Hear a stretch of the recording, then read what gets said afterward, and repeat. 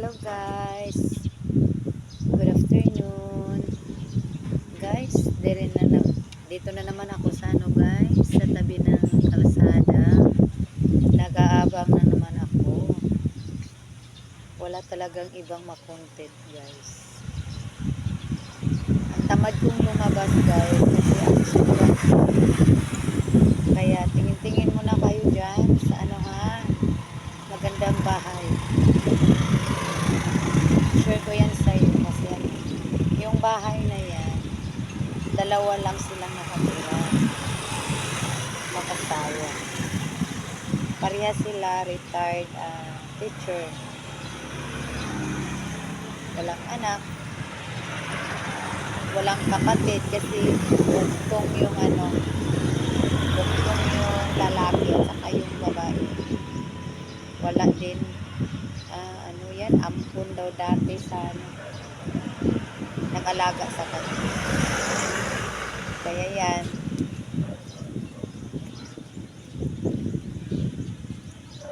yan, maganda ang bahay nila, no? Dalawa lang sila dyan.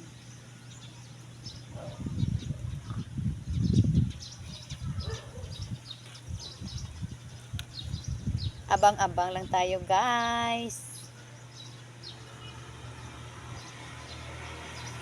Ayan guys, may pedicab na dumaan. Nakita nyo guys?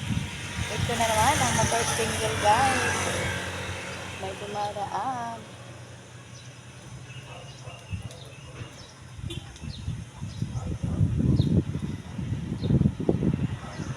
Abang-abang muna tayo guys. Yan, ang order namin na tubig guys. Dumating na ang order namin tubig. Ang daming tubig in order namin guys, no? Sa loob ng 15 days yun. Yan, may dumaan na sasakyan guys. Makasana all na lang tayo sa sasakyan guys. Kailan kaya ako makabili niyan?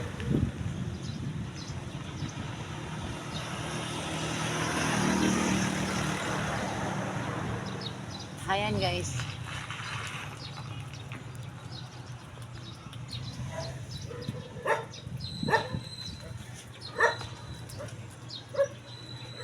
Yan ang buong bahay guys. So, makita ko sa iyo guys. May dumaan na sasakyan.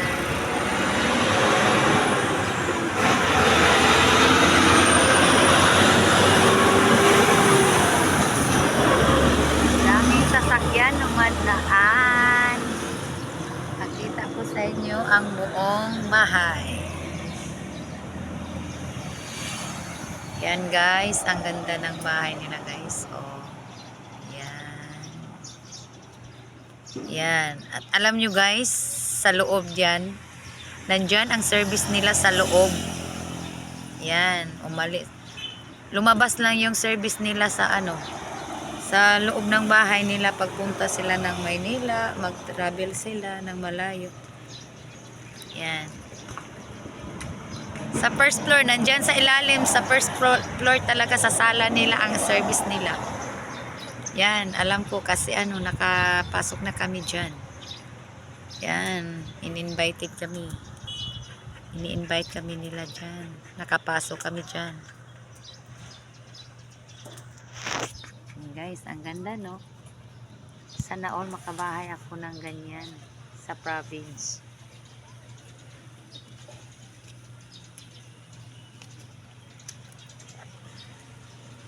Daan-daan ang mga sasakyan. Tingin-tingin lang din po ako.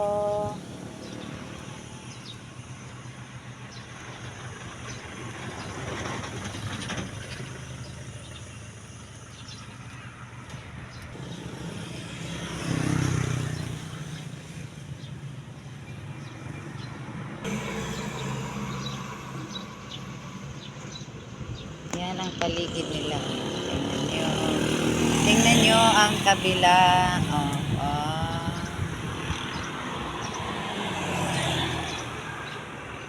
Nandito lang ako sa loob. Kita nyo yung cyclone? Sa loob lang po si Joseleta nag-aabang. Sinsya na po kayo sa cyclone na hindi pa na hindi pa napalitan. Pag makaipon ng pera, lagyan ito ng pader.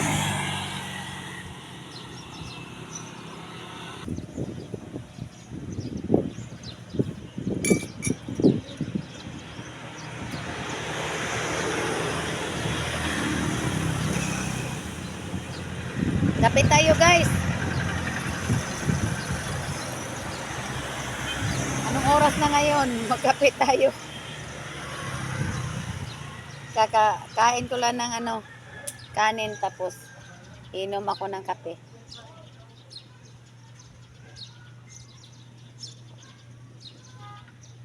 Hindi pa ako busog.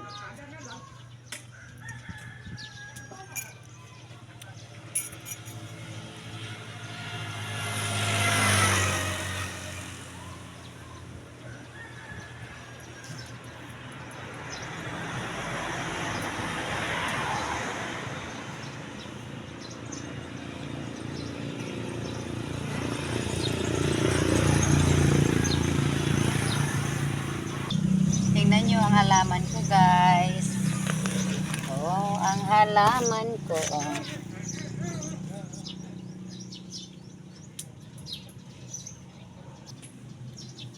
Malaki na guys. Ang bulaklak ko guys. Oh, dako na siya. Dako na.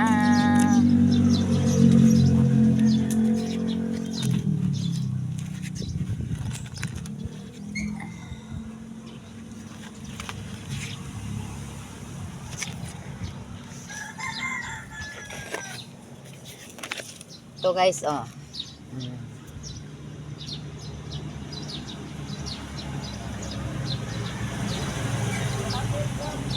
Binili ko yan. 150. Oh, ito. Binili ko to. 150. Ganyan lang ang mukha. Pero 150 talaga. Ang mga bula ko dito, kadalasan mga binili ko. Yan. 150 yan. Ito oh, 100. 100 yan bili ko sa market. Mura lang to. Maliit pa to pag bili ko. Gamay pa, wala pa to oh, wala pa ni. Wala. Kini lang siya 100. Pero gamay pa siya. Pagpalit na ako oh. Itong aso ko makisali talaga. Oh.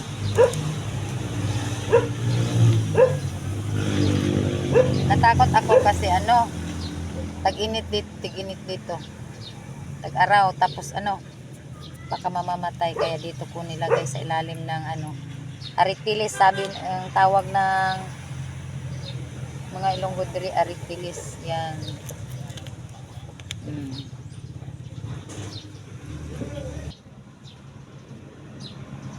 Ito, hiningi ko lang to. Kasi ang daming daming saha, daghag saha siya ba. Hiningi ko lang to siya. Yan.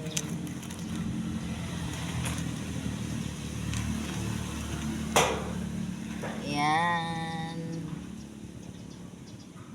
Ito oh. 100 yan. Ito 100. Binili ko to 100. Oh, yun pa.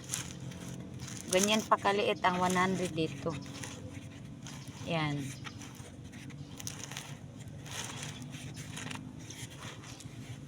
Sana pag for good, mag for good na ako sa Davao.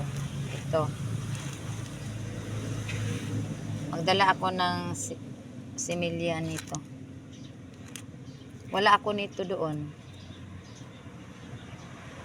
Iwan ko lang mga bulaklak ko doon, tong sinahuran ko doon sa bahay.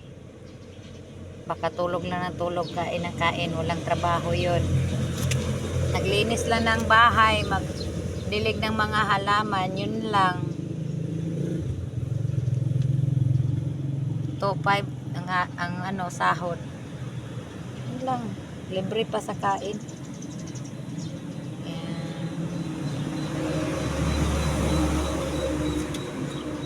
At may bago ako ito binili. Binili ko to, ito. Nilagay sa yung tulad nito Tulad nito yung plastic, ito plastic. Tapos nagisi. Nilipat ko dito. Nilipat ko dito. Bili pa ako muna ng kapasunod. Ito maganda no. Mamulak na siya. Ambot lang sa ibulak na basta kay ganahan lang ko. Napong ko'y similya dire nga pinunit na ako nga nilabay na ni ba nakaagi ko ng limpyo ng general cleaning sa iyang garden kani pinunit lang na ako ni siya kani pero ako dyo siyang gialagaan dako na no. Pero guys, ang pinaka-espesyal yun ako ipakita sa inyo ha guys, ang 10 tons na kape. 10 tons na kape. Kape-kape tayo dyan. Sinong wala pang nagkape dyan? Ito nagkape ako dito. While akong introduce sa mga halaman ko, nag-aabang sa daan. Ito, nagkopi-kopi muna ako. 10 tons. Kita nyo yan? 10 tons yan. At saka ang kape ko, hindi kopi stick. Kape talaga na pure, galing sa ibang bansa. Pinadala dito. Yan. Pure coffee siya, pero durog. Tingnan nyo ang laman, parang parang langgam. Parang langgam, no? Walang ibang naisip. Yan. Iluwa lang gud ang sapal-sapal gud, oy. Naisip ko tuloy sa pa kami, mga maliliit pa kami doon sa bundok pa kami, yung hindi pa umpisang mag-harvest ang mga tinanim ng papa ko. Kawawa kami dati kasi yung yung kape namin, alam nyo yung dilag na dahon sa kape, yun talaga ang pinakuluan ng mama ko. Tapos asukal. Katamtaman lang ang pag-asukal. Pero ngayon, yung mga kabataan natin ngayon, Diyos ko, ayaw uminom ng kape na walang coffee mate. O kaya mag birch tree, nido. Yung apo ko, silang Diyos ko, nido talaga. Ayan, coffee time. Ayan guys, binalik ko sa dati nating napag-usapan. Balik tayo dyan. Abang-abang muna tayo habang ang oras wala pa. Sige guys, daan lang kayo ng daan. Dito lang ako nag-aabang. Hindi nyo nakikita kasi nagtatago ako dito. Yan. Tingin-tingin lang kayo dyan. Baka makaipon kayo ng pera dyan. Paggawa kayo niyan.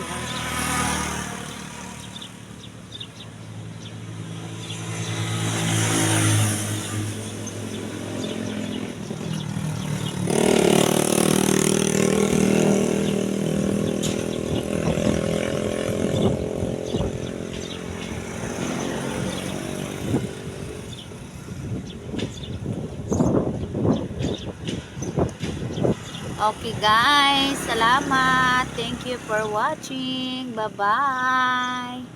Thank you so much. I hope na enjoy kayo dyan sa tumatawa kayo dyan sa video. Bye-bye. Mga chup-chup.